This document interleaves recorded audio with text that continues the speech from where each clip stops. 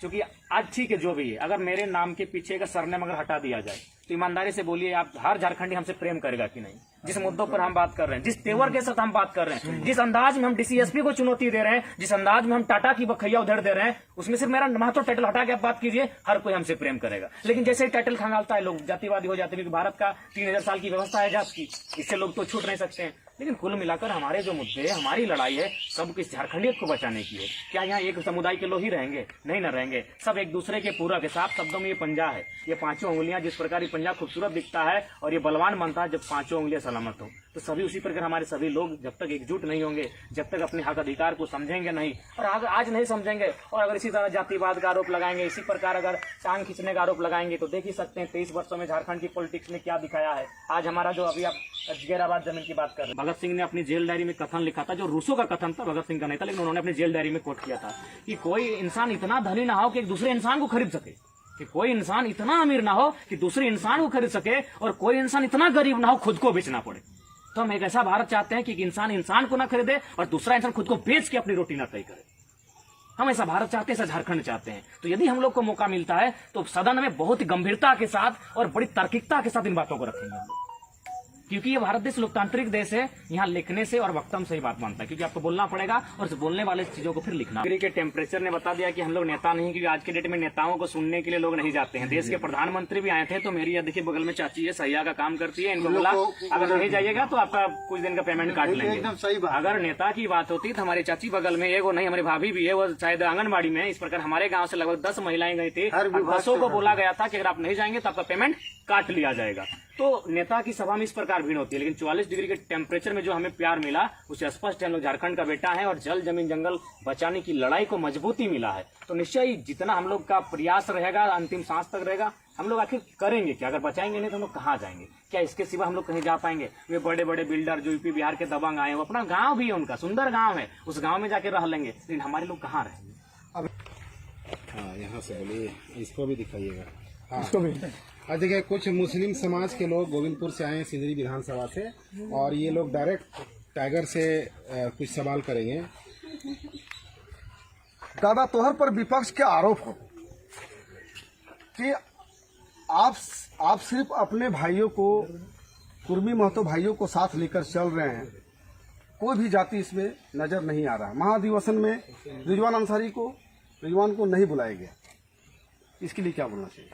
देखिए, आपको जानकारी होना चाहिए कि जिस दिन महाअधिवेशन था एक दिन पहले हमारे साथी हैं रिजू भाई के साथ यहीं बैठे थे, तो उनको बोले कि देखिए, चूंकि अगर आप चूंकि ये हमारी समिति का विषय होता है, वो अलग समिति में चल रहे हैं, और चूंकि अधिवेशन जिस समिति का था, यदि आपको समिति में आना है तो ये बोलकर आना होगा कि हम लोग अपनी समिति का जितना भी है आपका दामन थाम रहे। तो उनको यही लगभग 4 घंटा उनसे बात हुई, तो उन्होंने कहा कि थोड़ा हम भविष्य के लिए रख दे, ऐसा बात नहीं है। तो ये मुझे लगता है सोशल मीडिया में लोग दुष्प्रचार कर रहे हैं। अगर आप मेरा फोन देखें तो, अगर जिनके पास होगा मेरा फोन आप दिखाएं जरा, मेरा फोन ऐसा नहीं कि हम प्लानिंग से है, आप देख सकते हैं। रिजू भाई के साथ आज ही जस्ट बात हुआ, हम उनको वही बात बोले कि क्या है अलग अलग। हाँ हाँ, हम लोग का भाई भले दुनिया क्या बोले वो मैटर नहीं है। देखिए, उनका नंबर 355 में डायल है, दिखा दीजिए, आरोप लगाना।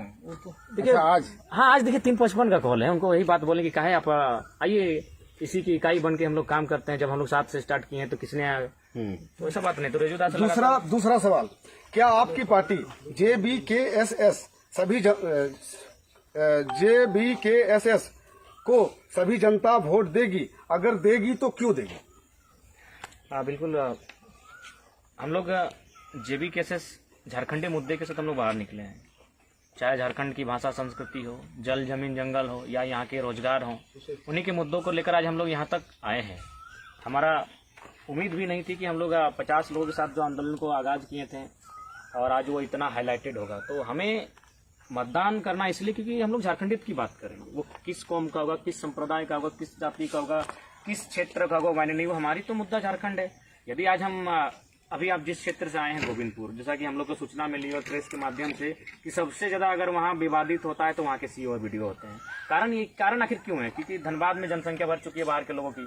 आज भले लोग बाहर के लोग लगातार कंटिन्यू कहें कि भारत एक भारत देश में कोई कहीं रह सकता है, वो बहुत गलत तरीके से इस बात को प्रेजेंट करते हैं। हमारे लोग भी तमिलनाडु में रहते हैं, क्या एक बित्ता जमीन वहाँ किसी ने कब्जा किया है?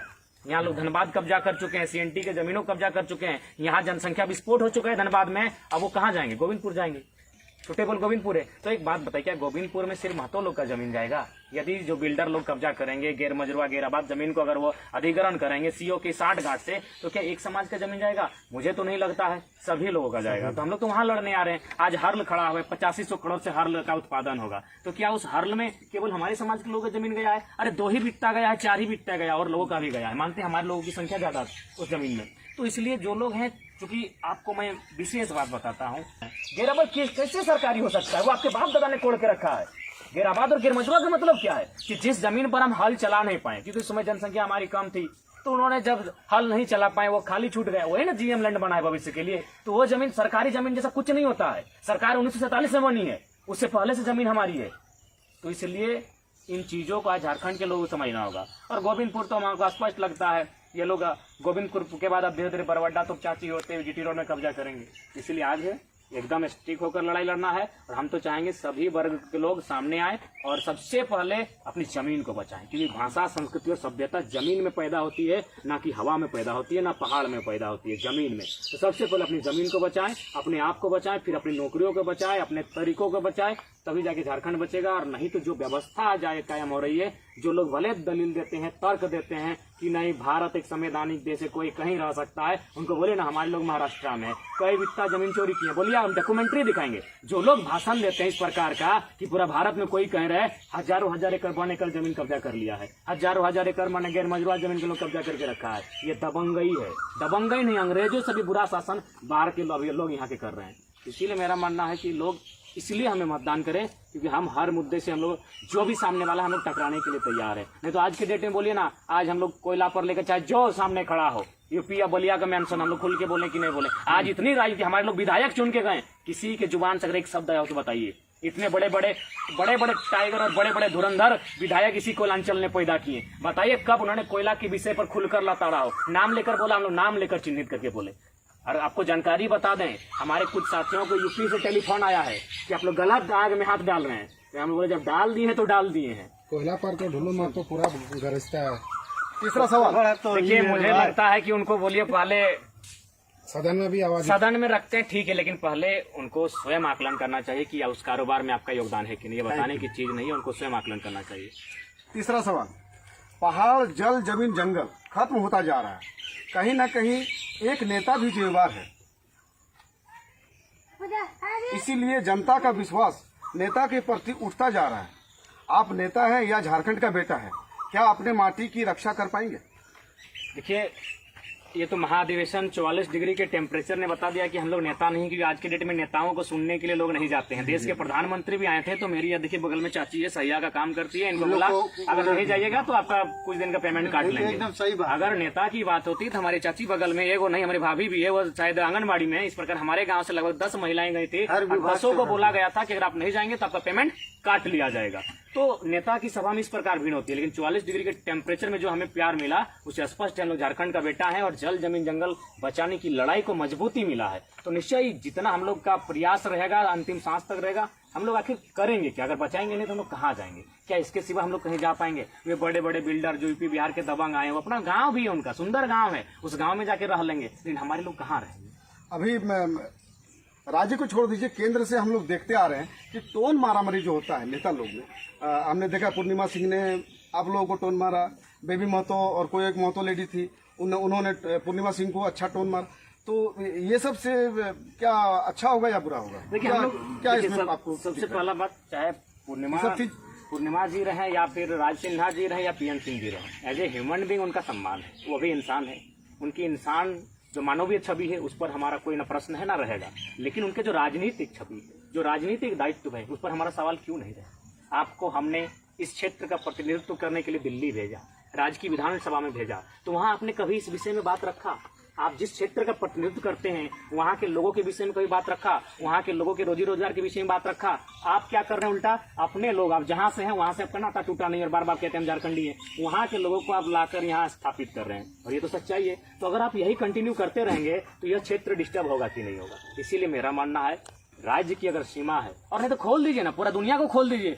एक जिस प्रकार आज 250 साल पहले कोई देश नहीं होता था, देश नहीं होता, कबीला, सब लोग कबीला में रहते थे, जहाँ जाते थे अपना तंबू गाड़ते थे, भोजन करते थे, अपना रहते थे परिवार के साथ, फिर उठ के दूसरे ठिकाना ले लेते थे। 250-300 साल पहले कोई देश नहीं था, भले उस जगह का नाम होगा लेकिन देश जैसा कोई नहीं था। तो अब कर दीजिए वही चीज, आज भी सीमाएं खत्म कर दीजिए, ना बिहार रहेगा, ना बंगाल रहेगा, ना झारखंड, कोई कहीं जाके रह सकता है। लेकिन यदि राज्य बना है और यदि उसमें झारखंड राज्य भी है, तो मेरा मानना है झारखंड को बैरियर लगाना ही होगा, ताकि बाकी जो लोग हैं यहाँ इसलिए ना प्रवेश करे कि ये सरल लोग हैं, और ये है सरल लोग, ये भोले भाले लोग हैं दादा, इस बात को मानना होगा। अगर ये भोले भाले लोग नहीं होते हैं तो 12 लाख मजदूर बाहर नहीं होते। हमारे यहाँ 10,000-15,000 फैक्ट्री एक एक जिला में, बीसीसीएल यहाँ, ईसीसीएल यहाँ, एनटीपीसी यहाँ, बीटीपीएस यहाँ, सीटीपीएस यहाँ, कितने उद्योग यहाँ है। यदि हमारे लोग थोड़ा सा भी दबंग होते हैं, यदि उनमें थोड़ा सा भी माने हिंसात्मक भावना होती, तो लट्ठा गाड़ के खड़ा होते हैं और अपना अधिकार छीन के लेते हैं। वो प्रदेश चले जाते हैं, विदेश चले, चलो भाई शांति से कमाने दे। अभी एक बात हम कह चाहे कि हमारे ये अभी हमारा के बगल में एगो वोल्वो हो, एगो वोल्वो हाँ हाँ, तो ओकर में एकदम हमरे घरे में हो समझ, ओकर में हमरा ने बुझा कि हमरे गांव के एक भी आदमी है, चलिए सही, एक भी आदमी, उसके लिए लड़ाई लड़ा जाएगा। दादा जब आ रहे हैं तो लड़ाई लड़ा जाएगा।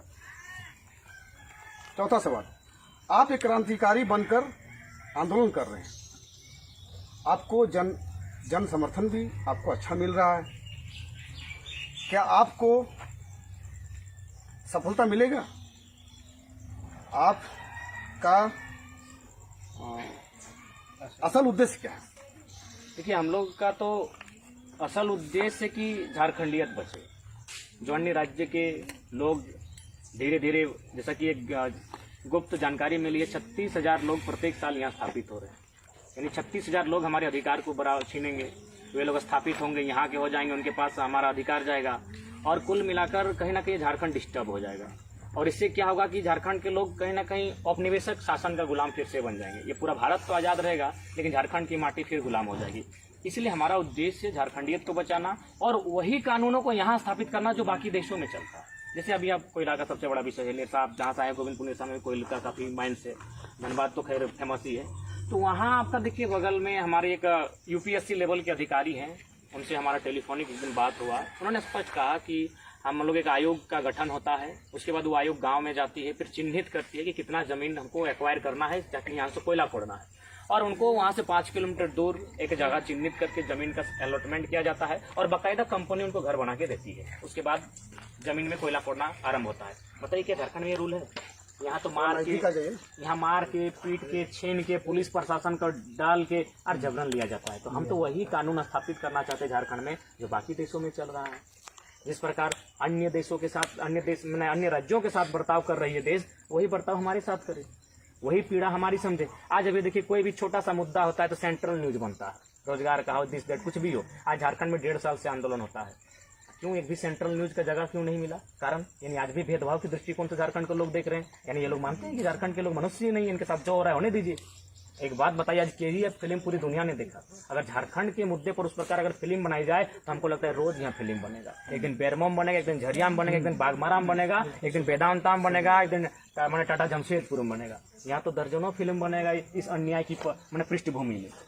अब हम लोग जमीनी मुद्दे पर बात करते हैं। जैसे कि अभी हम लोग शहर से हट के एक गांव में जाते हैं, आप भी एक गांव में रहते हैं। गांव की मैं भी जानता हूं, मैं भी एक मुखिया परिवार से हूं, मैं भी जानता हूं कि एक गरीब की समस्या क्या है।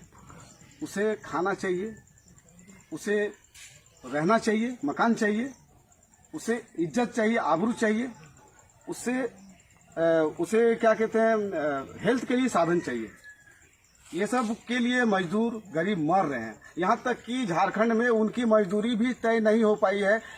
कोई उससे 150 में काम करवाता है, कोई उससे 200 में काम करवाता है, और उससे लालच देकर अरे कहाँ जाओगे, कर लो, नहीं तो ये भी नहीं मिलेगा, और उसे लालच देके 250-300 में काम करा ही लिया जाता है। उन गरीबों के लिए आप क्या सोचते हैं? देखिए, मेरा मानना है कि पूरे देश को इस पर सोचना चाहिए। झारखंड ही क्यों, पूरा देश। और मुझे लगता है संसद, वहाँ कैबिनेट में विशेष चर्चा होनी चाहिए मजदूरों के लिए, क्योंकि आज सबसे ज़्यादा अगर मेहनत कोई करता है, सबसे ज़्यादा पसीना किसी का बहता है तो एक मजदूर का बहता है, लेकिन सबसे ज़्यादा पेमेंट उसको कम मिलता है। तो ऐसी परिस्थिति में कभी कभी हमको लगता है कि कभी कभी हो सके, क्योंकि मेरी आयु कम है, अगर मैं इस बात को रखूँ तो लोग हंसेंगे, लेकिन मेरा मानना है कि जिस प्रकार ज़्यादा से ज़्यादा हार्डली मैंने 10 गुना का अंतर हो, यानी अगर मान के चलिए इस देश में सबसे ज्यादा पेमेंट अभी राष्ट्रपति का है 5 लाख, तो उस हिसाब से एक मजदूर का पेमेंट कम से कम 50 होना चाहिए, यानी 10 गुना से ज्यादा नहीं होना चाहिए। जिस प्रकार भारत देश की स्थिति है, मेरा अपना व्यक्तिगत विचार है और इसकी चर्चा जो लोग सत्ता में है उन्हें सोचना चाहिए। मान के चलिए अगर आप नौकरियों की बात करते जो सब फर्स्ट ग्रेड आता है, अगर डीसी की तनख्वाह 1 लाख है तो मजदूर की तनख्वाह उस कंडीशन में 10,000 होनी चाहिए, 10 गुना से ज्यादा नहीं होनी चाहिए। तो ऐसी परिस्थिति में एक न्यूनतम मजदूरी का दर निर्धारण होना चाहिए जो अधिकतम मजदूरी के दर से उसके अंतर 10 गुना ही हो। अगर आप 1000 गुना अंतर रख देंगे, भगत सिंह ने अपनी जेल डायरी में कथन लिखा था, जो रूसो का कथन था, भगत सिंह का नहीं था, लेकिन उन्होंने अपनी जेल डायरी में कोट किया था कि कोई इंसान इतना धनी ना हो कि एक दूसरे इंसान को खरीद सके, कि कोई इंसान इतना अमीर ना हो कि दूसरे इंसान को खरीद सके, और कोई इंसान इतना गरीब ना हो खुद को बेचना पड़े। तो हम एक ऐसा भारत चाहते हैं कि इंसान इंसान को ना खरीदे और दूसरा इंसान खुद को बेच के अपनी रोटी ना तय करे। हम ऐसा भारत चाहते हैं, ऐसा झारखंड चाहते हैं। तो यदि हम लोग को मौका मिलता है तो सदन में बहुत ही गंभीरता के साथ और बड़ी तार्किकता के साथ इन बातों को रखेंगे हम लोग, क्योंकि ये भारत देश लोकतांत्रिक देश है। यहाँ लिखने से और वक्तव्य से ही बात मानता है, क्योंकि आपको बोलना पड़ेगा और बोलने वाले चीजों को फिर लिखना, क्योंकि ये भारत देश लोकतांत्रिक देश है। यहाँ लिखने से और वक्तव्य से ही बात मानता है, क्योंकि आपको बोलना पड़ेगा और बोलने वाले चीजों को फिर लिखना पड़ेगा नियम बनाकर। तो अगर हमें मौका मिलता है तो जो अंदाज के साथ अगर इमली के पेड़ के नीचे बैठ कर बात कर रहे हैं, उसी अंदाज में प्रधानमंत्री से आंख मिला के बात करेंगे। बहुत अच्छी बात है। तो कहने का मतलब है कि दादा पूरी तरह तैयार हैं और आने वाला समय में चुनाव लड़ने जा रहे हैं, और किसी भी डर और भय को पीछे छोड़ते हुए और ये पूरी तैयारी कर चुके हैं। और आने वाला समय में दादा सब कुछ बताएंगे, यहाँ पे क्या हो रहा है क्या नहीं हो रहा है, अभी सब मुद्दों पर इन्होंने बातचीत कर चुके हैं। और चलिए सपोर्ट कीजिए, समर्थन दीजिए दादा को। दादा तो तैयार है, ये तैयार सच्चे है, हैं। हम लोग का होना है। हाँ, हम लोग को होना है आप लोग तैयार होइए, हर एक झारखंडी को क्योंकि तैयार हम होना लोग भी अब हर एक इनके हथियानी और को धीरे तैयार धीरे होना इच्छुक हो रहे हैं और इनको समझ रहे हैं, और आशा करते हैं कि आप भी समझिएगा। झारखंडी अपने आप को अच्छा, आप बचाना लोग है तो जयराम दादा का साथ गोविंदपुर के बारे में कुछ बता